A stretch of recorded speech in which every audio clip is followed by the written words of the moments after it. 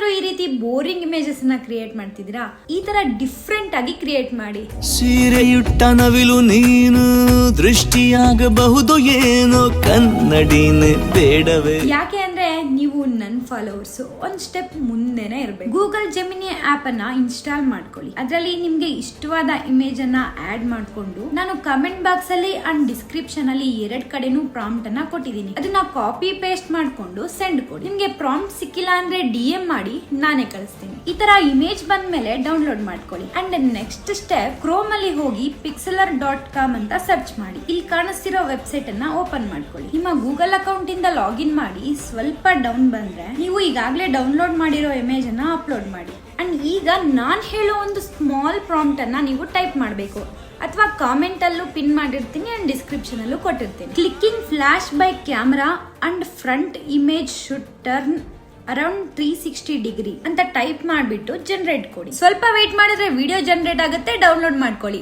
ಅಷ್ಟೇ. ಸೊ ನೀವು ಮಾಡಕ್ ಮುಂಚೆ ವಿಡಿಯೋನ ಸೇವ್ ಮಾಡ್ಕೊಳ್ಳಿ, ಯಾಕೆಂದ್ರೆ ಮಿಸ್ ಆಗ್ಬೋದು. ಹಾಗೆ ವಿಡಿಯೋನ ಲೈಕ್ ಮಾಡಿ, ಹಾಗೆ ಪೇಜ್ ಅನ್ನ ಫಾಲೋ ಮಾಡ್ಕೊಳ್ಳಿ.